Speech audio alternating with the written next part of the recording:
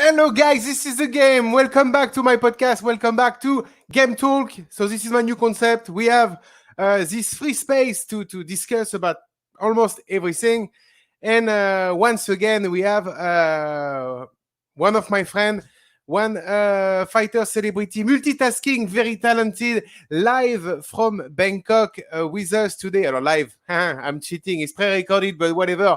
Nobody cares as long as we have a good, fun time interview together. So as I was saying, he's multi-talented. He's a former cage fighter, BJJ trainer, coach. So we are welcoming today from Bangkok, my friend Nicolas JJ Lee, today in the Game Talk. Hello, JJ. Hey, what's up? How are you? I'm doing fucking amazing. I'm always feel great. It's awesome. As you can see, I've got my new headset, and we will have this 45 minute interview with the man. JJ, let me launch the intro of that show. Game on, guys.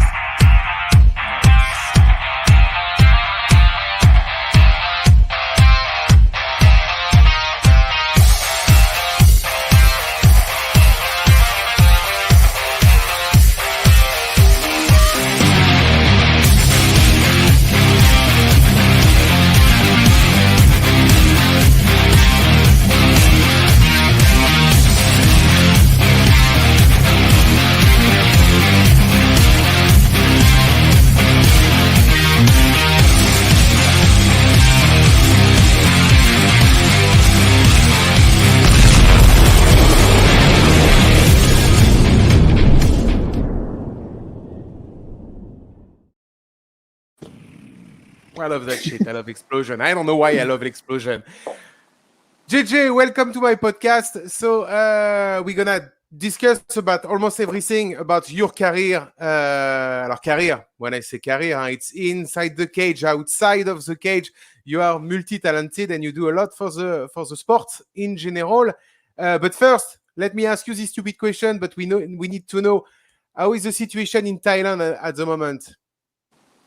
Business-wise, not going too well. I think pretty soon they'll be forcing everyone to get on the mandatory vaccination thing over there. But it's not going too well.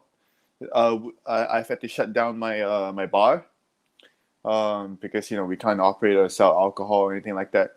A lot of the clubs that I work with over here, all of us are out of employment for almost a year now. So for me at least, or for my staff team and my employees and my partners, it's not going too well. Yeah, I can imagine that it's a tough time for yourself as a manager of a gym, your gym. So I pick this video online. I hope they will not be mad at me, but that's about your gym. I found this really well done video about YORKI MMA, YORKI Mixed Martial Art MMA in Thailand. Guys, stay with us. It's like 4-5 minute video, but that's totally worth it. Keep an eye on it. This is all about Nicolas JJ Lee.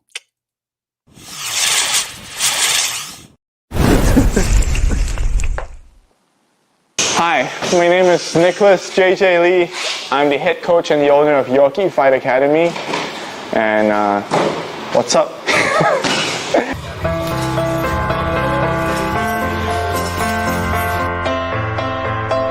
I came to Bangkok about 3 years ago. I came in search of opportunities because back home I had problems. I struggled finding a job and paying bills, and had family problems at the time. So I decided that I just want to travel and see where I go. So I ended up here in Bangkok in Thailand.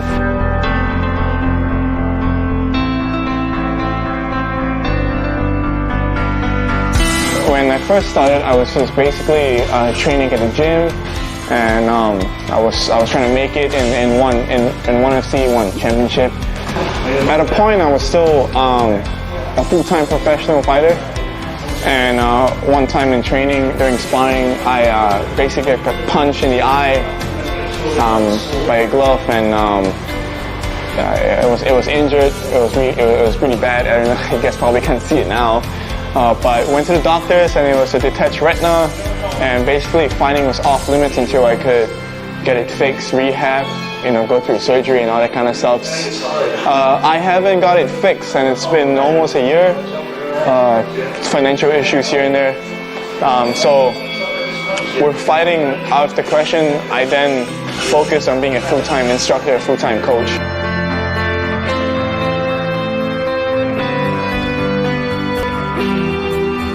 Yeah, I founded this gym out of passion because at the time I was working at another gym,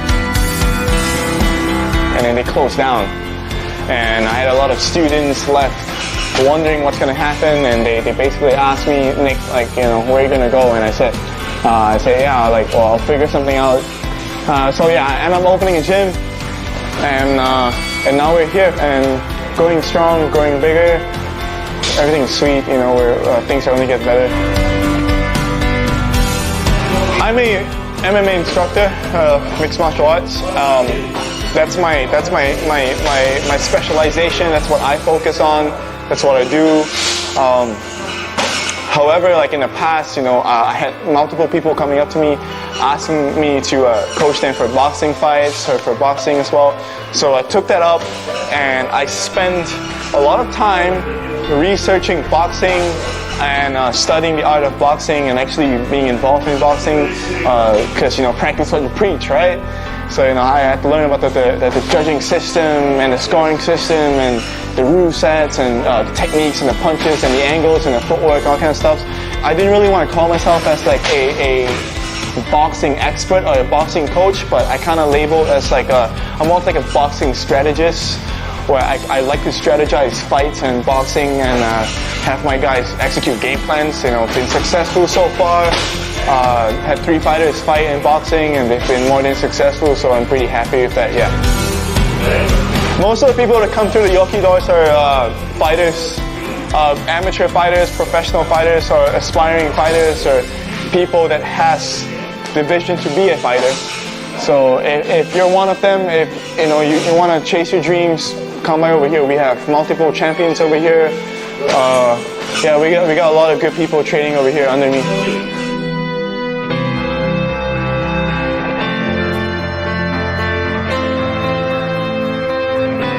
This is purely out of passion, guys. The gym is passion.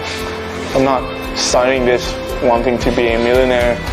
So my focus and my passion is to basically grow fighters and grow people, be it professional, amateur, recreational. If you're just looking to get fit, build confidence, pick up a new skill, or compete in amateur stage or professional stage, whatever it may is, I'm happy to help. You can look for us on Facebook, facebook.com/YORKI MMA, or search bar YORKI Fight Academy. Instagram @follow YORKI MMA BKK, and then online it's YORKI MMA. On Gmail it's YORKIMMA@gmail.com. On the website it's www.YORKIMMA.com.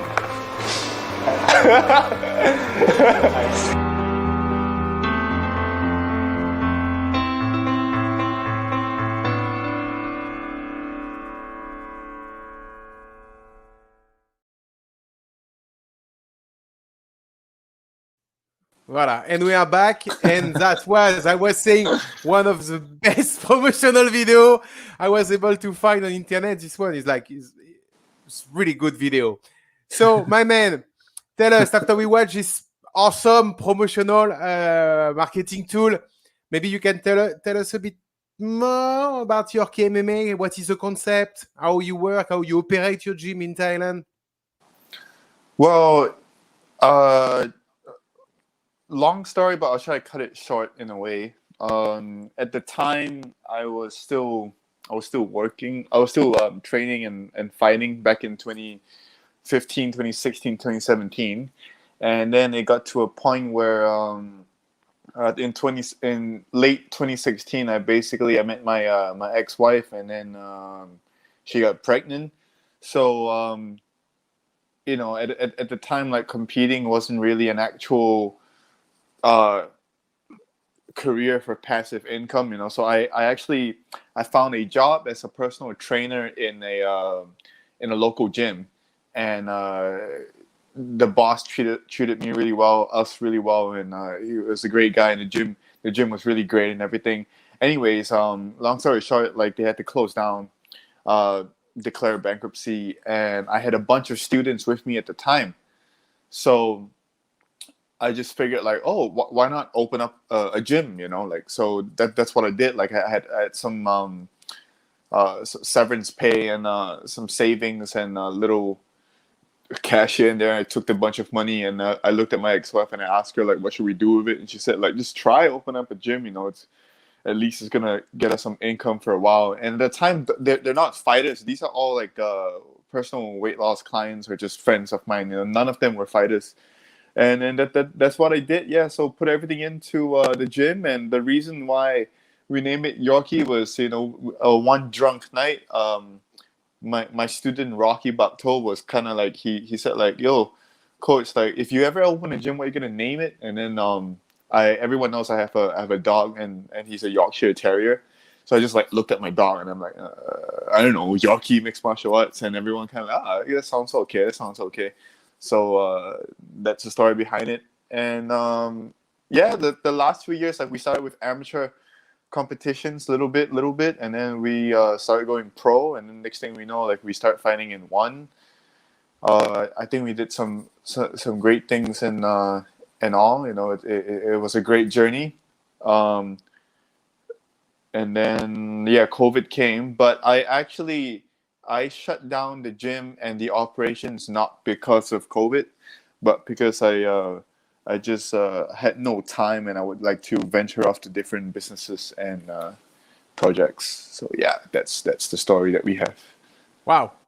So beside YORKI MMA, you've been also an MMA fighter. You had the chance to reach the big leagues.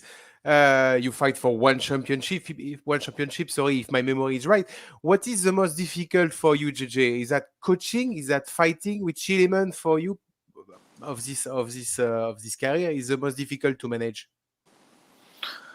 I think I don't think coaching is super difficult, but because I am a gym owner, manager, and coach at the same time, doing everything all by myself, I think that's the one that made it difficult, because I gotta deal with every aspect of running a gym, a team, and a group of fighters. I actually, fighting wise, I don't think I had fun back then, but I'm having fun now, which is why I'm going back to competing. Yeah. That's interesting. I didn't knew that. So competing what? Will you compete in jiu-jitsu? I know you are one of the students of Meiji overall, if my memory is right. Are you back in the cage? Like, what's next for you? Yes, I'm a purple belt under major overall. Yes, I'll be returning to mixed martial arts, MMA, because I just like MMA, right? Yeah. I'll be returning to MMA. Wow, because you gotta understand, back then, at 6. Okay, so the whole thing is, like, I was a full-time musician from age 13 to 15. Like, when I say full-time musician, Wow. I mean, like, we play in pubs and bars. Like, I had to go in illegally because I was underage, and we would perform and stuff like that. Like, I was an actual musician. And then I found MMA. I found MMA gym. I did MMA. That's when I met Major and everything else. And that was 16. After 2 amateur fights, within 5 or 6 months, I had my first pro fight in Malaysia. And then a few months later, another pro fight. And then a few months later, another pro fight. And then next thing you know, like at 17 years old, I was already in one. So I believe like I rushed everything. I was very underskilled, underprepared, and very immature. And I don't have understanding for combat or fighting. My mental strength was very weak at the time as well. And I think I just like how can we say it? I guess I fucked up my opportunity. But then again, like I don't really regret it because I knew like I stepped into the cage at 17, 18 years old with this little experience fighting guys with this much experience and this much whatever, you know. So it's a learning curve for me, which is what I take into coaching my students these days. It's like I know what to do. I learn from my mistakes, you know. So I make sure like I don't rush them into the big leagues or the big shows or whatnot or blah blah blah. But yeah. Okay, very interesting. Let's change a bit. Like let's move this interview just for a second. There is a burning subject at the moment in Asia, Southeast Asia mostly. Following, it was 1 week ago, 2 weeks ago, I'm not so sure, but if you follow a bit the MMA scene at the moment, there was this big event with one championship. They made this quarter final for their upcoming atomweight tournament, and one of the fights didn't win. According to the Filipino fan, didn't been refereed the right way, I would say. The fight between Zombo Anga and Seo Iam. So if you watch the fight, it was a really close fight, but the decision was given to the Korean girl, so Seo Iam, and the fans are screaming it was a ripoff for them. Did you watch the fight, and do you have any opinion on that fight? No, I did not watch the fight, but I guess now I would have the interest to watch it. Yeah, I didn't know that. Okay, you should, because it's a worth watching fight, and it's a burning topic in Asia. Everybody's talking about that fight. So let's move on. What would you say to an aspiring fighter, a guy who wants to become a professional fighter, like you've been, like I was? What would be your speech? Go back to school. I don't know. I guess like if you know you just have to be prepared. You know, you have to be prepared. Like it's not everything that you expect. You know, like it's not an easy career. Like I don't really want to comment on it or like advise people on it, because like I personally wish I stayed in school. But that's me. You know, some people, they would never regret it. I don't say I regret it. I just said like if I had to choose a better option, I would definitely have stayed in school, just because like I'm more about wanting a really good, comfortable, luxurious life before I'm 30 years old, and I really don't think, unless you're Conor McGregor, I don't think it's very likely to do that with this career. Yeah, but that's me. For the ones that it doesn't care about the money or the fame or whatnot, you know, I'd say keep your head down, work hard, go for it, and you go all the way and shoot for the stars. Sky's the limit. Achieve your dreams. Yeah. Okay. So let's have a little game, if you don't mind. I love games. I don't like to make like a very like square interview. So we're gonna play the pick one. That's my new game, and we had this first game yesterday with Mr. Matt Pellino. Interview is coming on the 2nd of October. We had so much fun. It was a crazy interview. So you got it. You pick one.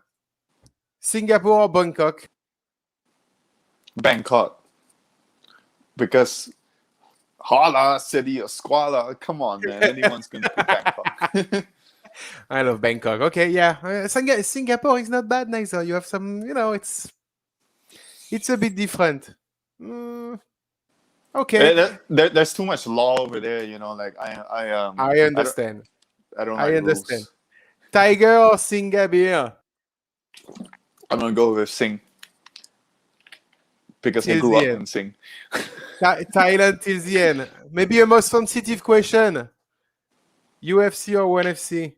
UFC! Come on, man! Like that's how we all got into mixed martial arts. So that's how I got inspired to watch or compete in mixed martial arts. And I love the production value of the UFC. I love the fights that they do, the events. I love everything about the UFC. I'm not saying I don't love one, but I'm just saying that I got more interest to follow the UFC. And what you think about this duopoly when they say East versus West, West versus East, UFC in the West, one championship in the East? Do you think it's Um, accurate? well, it depends what we're comparing. Like I don't know too much about how one is doing, I guess, internally, but it would be, I would like personally, I would like to see like a top ranking versus top ranking fight of each promotion, and the champion versus champion of each promotion. That would be fun. That would be cool. I think Ryzen did it with Bellator, if I remember, with Horiguchi. So if one in the UFC could do something like that, that would be pretty interesting. Because to be fair, like Demetrius's first defeat in a long time was in one. So I did watch that fight actually. So yeah, that was that made things interesting, you know. And then Eddie Alvarez, like he didn't have like a super smooth run in one. Some would argue it's because of his age and everything, but I don't know. I think that's the best way to deal with it is top rank versus top rank, champ versus champ. I do agree with you. I think everybody would love to see that. Meanwhile, the UFC is not well known to make cross promotion. Maybe Bellator. COEM is a former Rising champion. So wait and see. JJ, PGG or Muay Thai? Man, like, there are things I hate about both and things I like about both. I think I'm gonna go with BJJ. Okay. Yeah. This one is more sensitive. Hot chick once a year or everyday average? Everyday average. Yeah, voilà. Same. No shame. That shouldn't even be a question. Yeah. Yes, today with Matt, he was like, "Oh no, man, I prefer once a year." I was like, "Let's agree on to disagree." Okay. Every fucking day of my life. KO or submission? It's gonna be the last one. KO or submission? KO, obviously.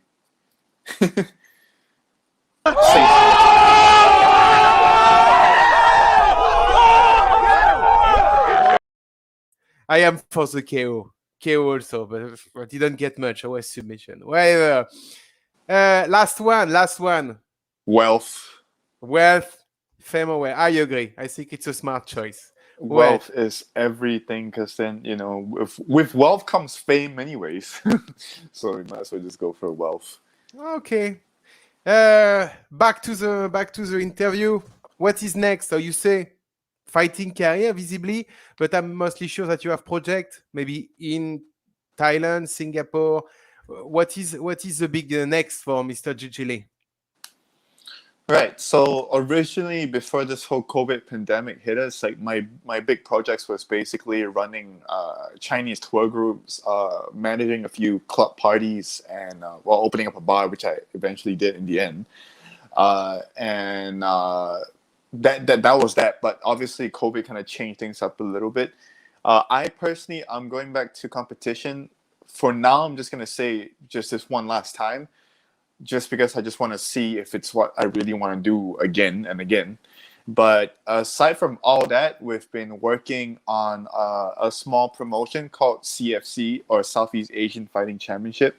The office is based in Bangkok, and we're basically, I think, 6 months old now. We just did our first event, and the next one's coming up soon. Nothing big, nothing big like one or whatnot. We're just whatever money or whatever funding we can get, like we pump into it. We do what we can for the fighters living in Thailand, and that's what we have. If you'd like to check us out, we're at cfc.asia. I will add it because I already prepared my little banner, YORKI MMA. You see, you can see it down here, like it's scrolling. But I didn't got the CFC MMA. Okay, I will do that later. Back to my banner, I will put that at the end. Sorry, not this one. So if I may ask, because I may ask that, you're resuming your fighting career. Do you already have something planned? Are you in a talk with an organization? Do you have an opponent in mind, anything? Or it's still a new goal, like resuming your career? Or you already know what you're going to do and which promotion organization you're going to join?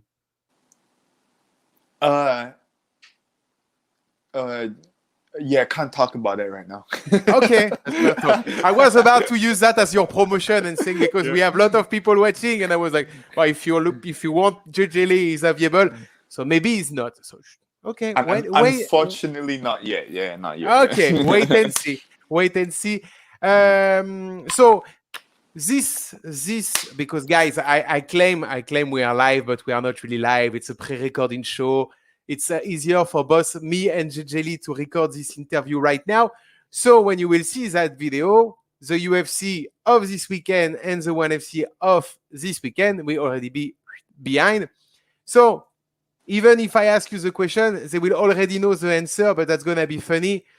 Can you give us your picks for this weekend? There is this big UFC 266, Ortega versus Volkanovski. In the West and on the East, there is Christian Lee. So not you, Christian Lee versus who's fighting in one Singapore.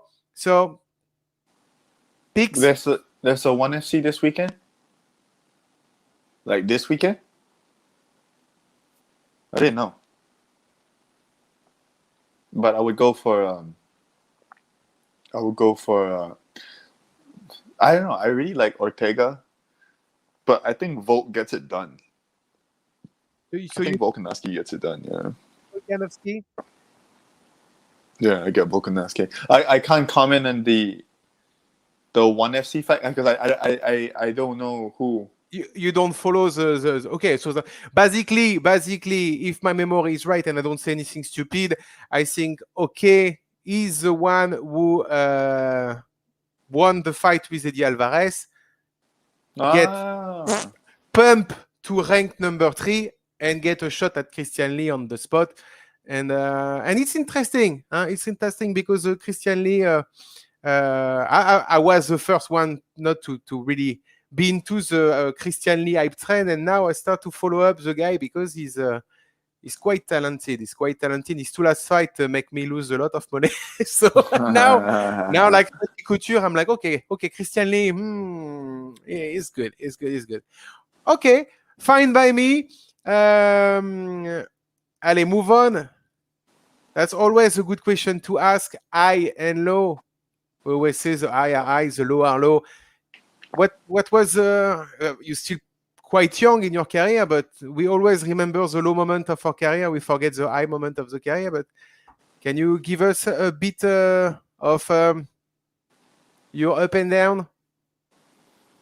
I think highest of high is there was, if we're talking in MMA career specifically, highest of high is when I won my first pro fight, when I won my first belt, and when I opened up my email and I saw the ONE FC contract. I think lowest of low is, when I got knocked out in the last fight, and when I had $10 in my bank account, and my ex-wife was pregnant, and I had to give it up to pursue something that actually earns money. Yeah, that's high and the lows, I guess. Okay,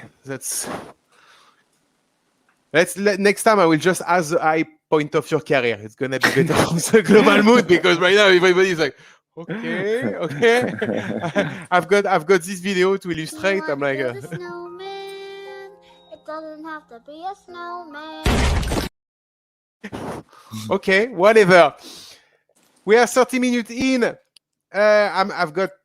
It's not the last question. It's I'm gonna drop the mic and let you finish this interview and do your own promotion.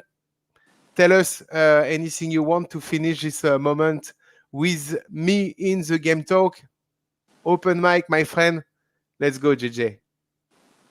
Not sure what to say. Hope you guys stay tuned to CFC, our as mentioned for the promotion that we're working on, because we're trying to do a lot of new innovative things for the industry in Southeast Asia and for fighters and for fighting and whatnot. We're doing a different route. Like, I can't say much for now, but you guys would just have to stay tuned. Once again, the website is cfc.asia, and shout out to Arnaud LEPONT.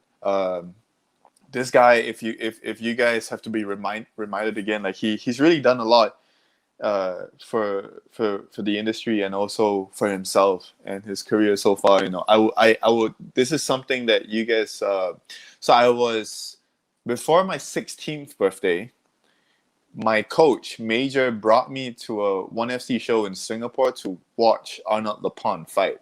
That was before I actually started full-time training and like fighting and stuff. That was like when I was still like a fan, like a kid. And I just remember watching, like, man, this French guy with the mohawk, he is fucking cool. Like, he don't give a shit. He just walks out, and then he just like, I don't know, man. But and it's safe to say that I think Arnaud's confidence is one of the things that also inspired me to be like, fuck it, man. If we want to do something, just do it. That's all I have for now, guys.